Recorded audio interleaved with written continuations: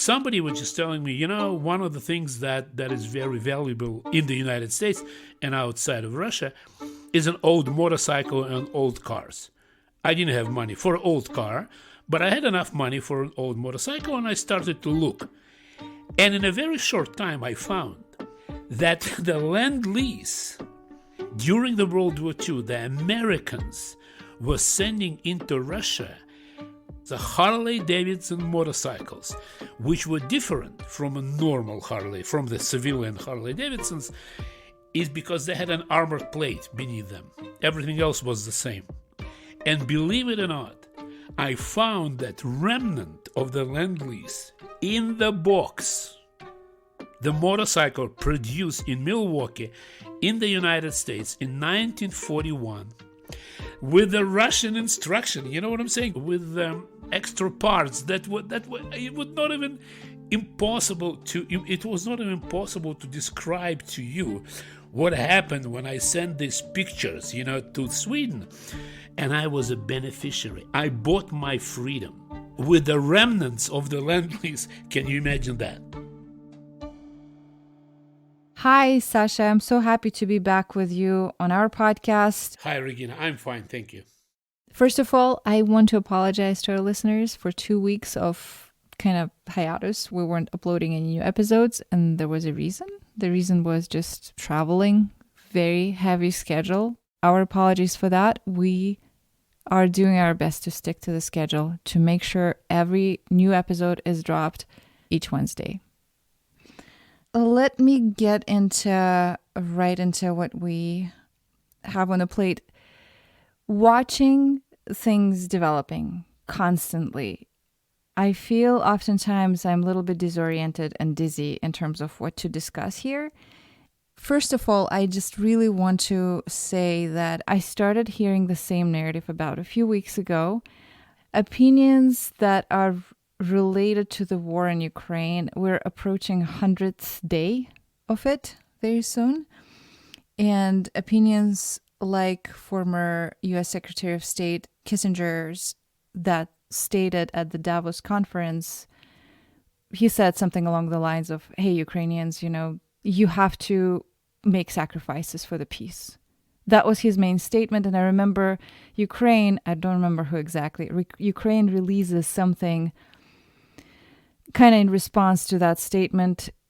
We hear you, Kissinger. We're just too busy trying to fight the enemy, trying to fight occupiers. We're trying to survive here. This type of, voice within the White House looks like, within lots of circles in America, it gets louder and louder. What do you think about it? I was expecting something like that from the old fox. This is how I called Kissinger. Kissinger is a master of compromise, and it's very easy to compromise when it's not you who are compromising, but you are receiving a payment from Kremlin for your ideas, he's openly doing this. He is a mentor of Mr. Putin. He had a very long-term connection with Kremlin. He's a consultant. It's legal. I think it's laughable that it's legal, but it is legal. So he's doing that. And Putin has a very successful practice of hiring retired Western politicians. As you know, a couple of German chancellors were the directors in Gazprom and everything. This is well known. And of course, these people have to earn what he's paying them. I'm not trying to say anything negative about them because, well, basically, if it's legal, we shouldn't discuss. But the moral side of it is for me, is unacceptable. But there are a lot of people for whom it's acceptable.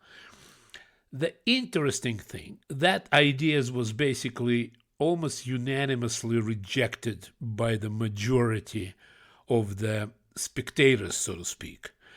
Because if you read the Western papers, you will see that it was actively rejected. And Ukraine actually rejected it. They kind of said that we have nothing to sacrifice, but thank you for your advice. We live in the democratic society. People have a right to voice their opinion. They are voicing their opinion. The most important thing, in my opinion, that on a chessboard, so to speak, these opinions mightily overwhelmed and opposed by the whole thing of Lend-Lease. Okay, Sash, before I wanted to also refer to Kissinger's saying, and that saying is one of so many nowadays. And I want to tell you this, that sometimes when I sit down and try to relate on a human level, to understand why these voices are becoming so prominent, the main point there was not this is strategically better for Ukraine or this is strategically worse for Russia or whatever. The main point that many Americans are making through the pages of, let's say, New York Times or Wall Street Journal nowadays when they touch this subject is, how much longer are we going to be in it? How much longer? A lot of people start using this term proxy war. How much more are we going to be? Yeah, some of them are saying we have stuff here to do. We have stuff here to deal with, unresolved issues, just like what happened in Texas. So people are really raising legitimate questions. Then I'm closely watching Ukrainians' responses. Probably it was about 4 weeks ago, and realizing that Ukrainians entered the reality of the war is becoming normal there. They're responding from the standpoint of, wait a sec, my house is being destroyed and now you're asking me to give half of my house or quarter of my house or even less than that to the enemy that just destroyed my house. You're telling me give them what they want and be their neighbor in the house that they just destroyed. There is no common ground at all. And at the same time, when I hear those sentiments from Americans, coming from Americans, I understand.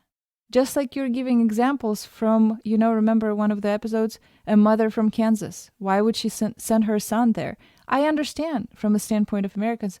How much longer are we going to be in this?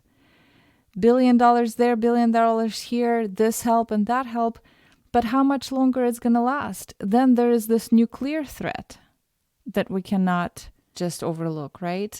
And then I hear the response from Ukrainians, and I of course applaud them. I applaud their heroes in my eyes. But I was thinking, I get those both worlds. I get it. I completely understand.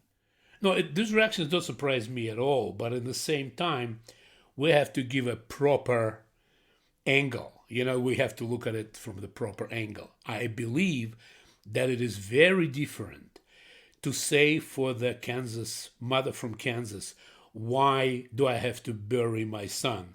Or why do I have to sit and worry about the life of my son? And why do I have to spend another $1.50 for the gallon of gas? These are two completely different things.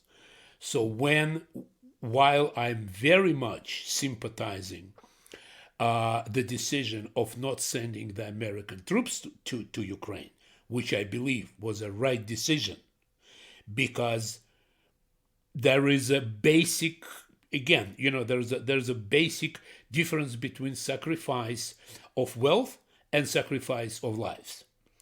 At the same time, majority of these voices now, because they cannot talk about the loss of American life, they're basically talking about the wealth. And I have to remind my dear American compatriots that we wasted several trillions of dollars in Afghanistan, and I spent 2.5 years with the U.S. military in Afghanistan, and I was a witness for these C-17s landing, C-17s full of money. Can you believe that? I saw that. And we're talking about investing into the peace in the world and in Europe. And if people are telling me that it's not worth it after 3 months of doing this, remember World War II. Remember what your parents and grandparents did in the very similar situation.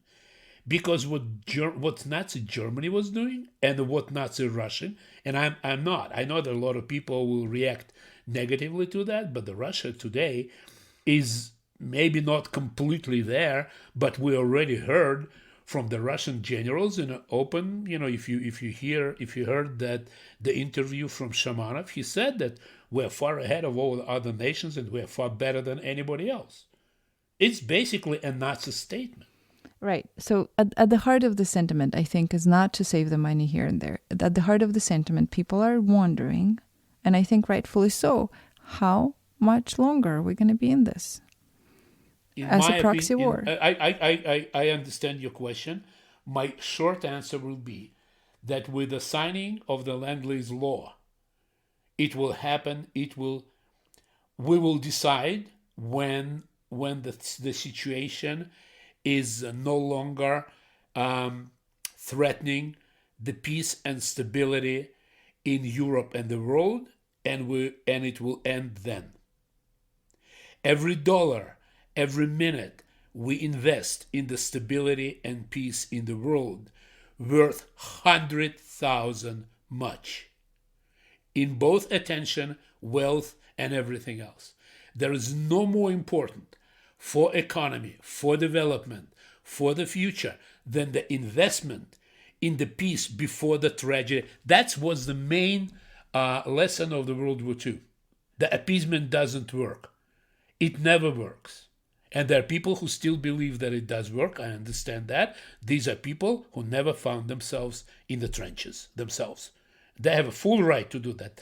They base it on their experience. These opinions is a direct result. The peace and stability is a direct result that there are people who are standing on the wall and there are people who are guarding the peace. These are the words of George Orwell. That the only reason we have peace movement and everything else because there are people with guns standing on the walls and protecting the world from the likes of Mr. Putin. That was, of course, not the end of not the Orwellian, but it was my addition to George Orwell, however misplaced that could be. Yeah, Orwell is experiencing another rebirth nowadays. Of course, he's read by so many people now all over the world. Of course. And this could be a good segue to let's talk about Lend-Lease. I think that when we write a Lend-Lease, we every time has to use the cap lock, because a Lend-Lease is it's something unusual. It's not like, we help this, there's a foreign aid. There are a lot of different programs that help different countries in a different way. Lend-Lease is like a different continent. First of all, very few people understand, and I know that because I studied Lend-Lease of the World War II. I did that because my parents, every time there was any discussions about the World War II, within 30 seconds, my father and my mother were talking about the Lend-Lease and about how important was that. In the same time, as you remember, being a student in the Russian high school, you remember that although it was mentioned, so to speak, through the teeth, right? It was never explained what it was, other than, Americans sent us some planes and some of their ridiculous Sherman tanks. Actually, my generation did not get that at all. My generation, America was not mentioned in our version of. I studied Russian history. So my high school, not high school, but school years became through. I was a student through 90s, right? That's my generation. I don't remember the mention of Americans in we studied only Russian history. There was no other history that was taught to us. Only Russian history. And within those books, I don't remember when we got to the point of the 20th century, of the Second World War II. I don't remember the mention of Americans at all. I think there is also this Russian tradition of completely rewriting the history over and over and over again. At least 3-4 times a century, yes. Yeah, over and over again, depending who is in power, what kind of views they hold. And these processes, at this point, they're at the level of Bucha never happened. How could you believe that? I'm not surprised at all, because since I went to school a generation earlier than you, these memories, it was not that easy for them to erase that. You know what I'm saying? I mean, because so many people, like generations of my parents, which was quite young, my father went to war, my grandfather went to war, my grandmother went to war. They were military doctors. Most of my family went, and some people died in the war. My mother's uncle was a professor of German poetry in a Russian Herzen Academy, and now it's academy, it was an institute. And, he was that typical, professor, big, almost blind guy with the thick glasses, who was sent, to the war. And all of them remembered what the West did, what the United States did. It's basically that America gave everything for the fighting nations. And it was not only Russia. It was England, started with England, then Russia and other countries. And there were many countries. And it's indescribable. I will tell you a little bit about the Lend-Lease, the things that people, even in America, don't know. First of all, the Lend-Lease, nobody paid $1 for what America gave other nations during Lend-Lease. That's World War II, right? That's World War II. Yes, I'm talking about World War II, but the law is the same. The Lend-Lease was kind of invented during the World War II. It was Roosevelt who invented it, and he described it as we are giving our neighbor who has a fire in his house a garden. What's it called? The water thing to extinguish the fires, and then he will return it to us. That was a simple explanation. But what it really was is that everything that was expended during the war, like shells, like materials, is gone, it's written off, nobody even mentioned that. What is remain would be returned back to the U.S. Let's say the planes, the tanks, if they cannot be mended, it was all returned back. So nobody paid anything. So it was all paid by American taxpayer. And it was all done by the United States. And the shipment was free. I mean, it was unbelievable. But majority of the people, even the people who know about Lend-Lease, they mainly know about the armaments, about the, the tanks, the planes, the big things. Very few people understand that 99% of aviation of the fighting nations were made from American aluminum. So all these Russian planes who were fighting the Germans on the Eastern Front were made from aluminum that was shipped from the United States. The rotating turrets of the Russian tanks were only possible because the Americans sent a unique machinery that was able to make these rolling, these turrets to turn around, these huge armored turrets. Otherwise, the Russian tanks will probably have an angle, 45 degrees angle rotating their turrets at all.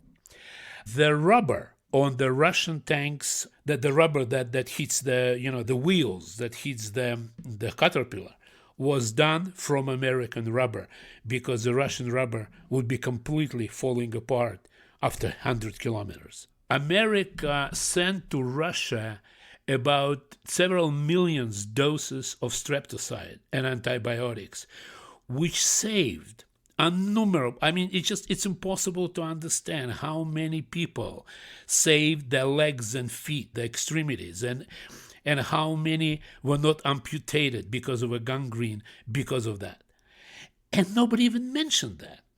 And when you hear that Russia more and more, louder and louder, declares itself the single winner of the World War II, and as of today, the Lend-Lease politically means that, and I cannot overemphasize that Ukraine will never lose their war.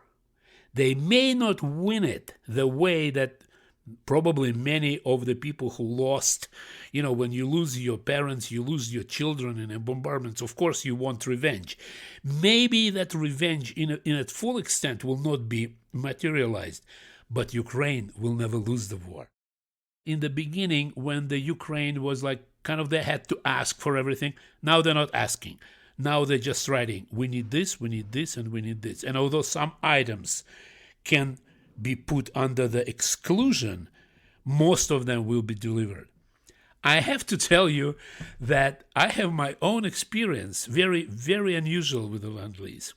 When I was trying to leave Russia, and as you know, I was probably spent about 10 years in Russia trying to get out. Finally, the way I did it was that, that false marriage that was arranged for me by my friends from Sweden.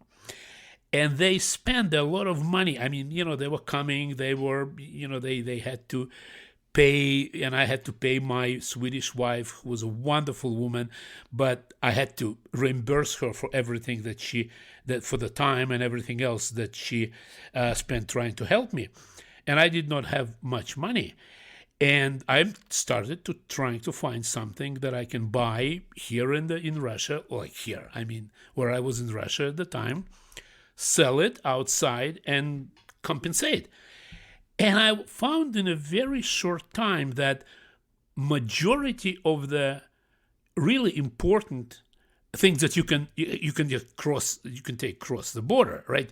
Because I probably could find some kind of a picture, but they would never allow me to take it out of the country.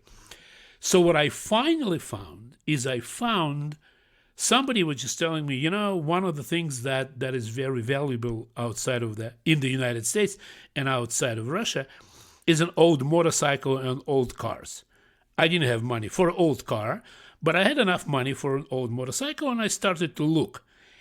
And in a very short time, I found that the Lend-Lease, during the World War II, the Americans were sending into Russia the motorcycles, the Harley Davidson motorcycles, which were different from a normal Harley, from the civilian Harley Davidsons, is because they had an armored plate beneath them. Everything else was the same.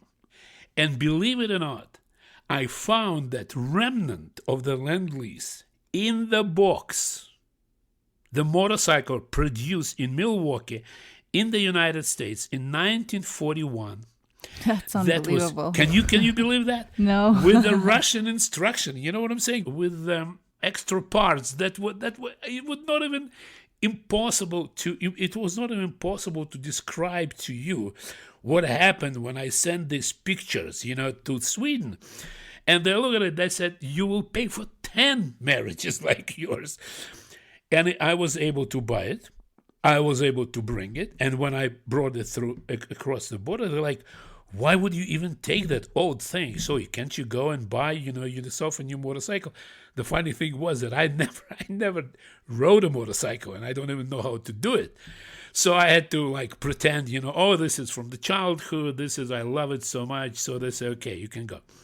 So the original Harley Davidson, I didn't even sell it. I just gave it to my Swedish wife, and I said, do whatever you want with that. I don't want to know how much you spend. I know that it's much more than you did, because I'm so grateful for the help. So I was born in 1953, and I was a beneficiary. I bought my freedom with the remnants of the Lend-Lease. Can you imagine that? So the motorcycle was part of the deal, was given to Soviet Union. It was part of the Lend-Lease for the military police. It was intended for the military police. And some of that Lend-Lease, it was a very small part of it, they just left it in Russia. They said, okay, well, give it to your policemen. Maybe they can use it. So the Americans were not chasing, every piece of metal. But some of these things were still in a new condition. I was very lucky. I tried to find it. How did you find it? I just told everybody I know that I'm looking for something like that, and sooner or later somebody called me. And by the way, I bought 3 or 4 of them, but I bought another 2 or 3, which were the very old and used one. I gave it just to my friends, And I know that a friend of mine bought an apartment in Tel Aviv. When he left Russia, he took that motorcycle with him. It was in a very bad shape, but he told me they completely restored it, and he bought an apartment in Tel Aviv. And he's now living in that apartment. So what I'm saying, that Lend-Lease, that enormous show of an American generosity, a country cannot do that. It only can done by the people. You know what I'm saying? I mean, you have to have a support of that people have to know that they're doing a moral thing. And the Ukrainians need to understand that when the Lend-Lease was signed, it was not a foreign help. It's not something like it was before. Like 3 guns here, 100 rockets here. No. It was basically America is opening its doors and telling, we are behind you and we will not allow you to lose.